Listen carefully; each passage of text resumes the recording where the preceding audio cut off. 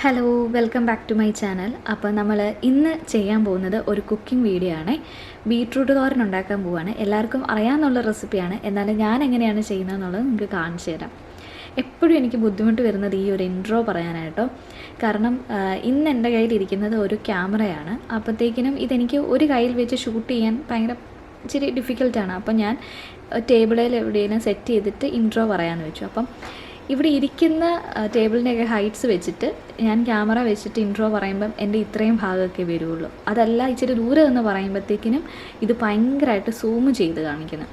അപ്പം ലാസ്റ്റ് ഞാൻ ഇങ്ങനെ മിറർ നോക്കിയാണ് ഇൻട്രോ പറഞ്ഞുകൊണ്ടിരിക്കുന്നത്.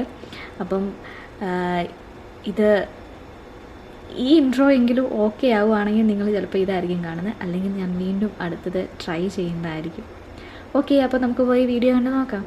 അങ്ങനെ തോരന് വേണ്ടിയ സാധനങ്ങളെല്ലാം നമ്മൾ സെറ്റ് ചെയ്തിട്ടുണ്ട്. കറിവേപ്പില എടുത്തിട്ടുണ്ട്, തേങ്ങ ചിരണ്ടിയത് എടുത്തിട്ടുണ്ട്, ബീട്രൂട്ട് കൊത്തി അരിഞ്ഞത്, പിന്നെ ചെറിയുള്ളി അരിഞ്ഞത്, പിന്നെ 2 പച്ചമുളകും കൂടി എടുത്തിട്ടുണ്ട്. അപ്പോൾ ഇത്രയും കാര്യങ്ങളാണ് നമുക്ക് ബീട്രൂട്ട് തോരൻ ഉണ്ടാക്കാനായിട്ട് വേണ്ടത്. അപ്പോൾ നമുക്കിനി പോയി കുക്ക് ചെയ്ത് നോക്കാം. അപ്പോൾ നമ്മളിതേ ഒരു ചീനച്ചട്ടി ചൂടാവാൻ വേണ്ടിയിട്ട് വെച്ചിട്ടുണ്ട്. നല്ലോണം ചൂടായി കഴിയുമ്പോഴത്തേക്കിനും കുറച്ച് എണ്ണ ഒഴിച്ചു കൊടുക്കുക. എണ്ണ ചൂടായി കഴിഞ്ഞാൽ അതിലേക്ക് നമ്മൾ കടുക് ഇട്ട് കൊടുക്കുക. കടുക് പൊട്ടിക്കഴിയുമ്പം ലേശം കറിവേപ്പിലയും കൂടെ ഇട്ടിട്ട് ഒന്ന് ഇളക്കി കൊടുക്കുക. അതിനുശേഷം നമ്മൾ ഉള്ളി ആഡ് ചെയ്തു.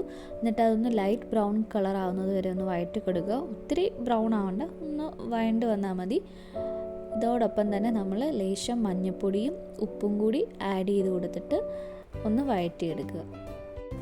ഇനി നമ്മൾ ഇതിലേക്ക് ബീട്രൂട്ടും തേങ്ങയും കൂടെ ആഡ് ചെയ്ത് കൊടുക്കുകയാണ്. എന്നിട്ട് നല്ലോണം മിക്സ് ചെയ്യുക. എന്നിട്ട് ഒരു അടപ്പ് വെച്ച് മൂടി വെക്കുക. നമ്മൾ ഇതിൻ്റെ അകത്തേക്ക് വെള്ളം ഒഴിക്കുന്നില്ല, നമ്മളിത് ആവിയിലാണ് വേവിച്ചെടുക്കുന്നത്. അപ്പം ആവിയിൽ വേവിച്ച് എടുക്കുമ്പോഴത്തേനൊരു പ്രത്യേക ടേസ്റ്റാണ് കേട്ടോ. അതുപോലെ തന്നെ ഈ തോരനൊക്കെ വെക്കുമ്പോൾ നമ്മൾ കൊത്തി എരിഞ്ഞ് വെക്കുന്നതായിരിക്കും നല്ലത്. ഗ്രേറ്റ് ചെയ്യുമ്പോഴത്തേക്കിനും ഒരു ടേസ്റ്റ് വ്യത്യാസം എനിക്കെപ്പോഴും തോന്നാറുണ്ട്. ഒരു വെള്ളമയം കൂടുതലുള്ളൊരു ഫീൽ വരാറുണ്ട്. അപ്പോൾ ഇങ്ങനെ ആവിയിൽ വേവിച്ചെടുക്കുകയാണെങ്കിൽ നല്ല ടേസ്റ്റി ആയിരിക്കും. ലോ ഫ്ലെയിമിൽ ഒരു 15 മിനിറ്റ് നമ്മൾ അടച്ച് വെച്ച് ഇത് വേവിച്ചെടുക്കണം. ഇടയ്ക്കൊന്ന് ഇളക്കി കൊടുക്കുകയും കൂടി വേണം, അടിയിൽ പിടിക്കാതിരിക്കാനേ. ഫൈനലി നമ്മുടെ ബീട്രൂട്ട് തോരൻ ഇവിടെ റെഡി ആയിരിക്കുകയാണ്. അപ്പോൾ എല്ലാവരും ട്രൈ ചെയ്ത് നോക്കുക.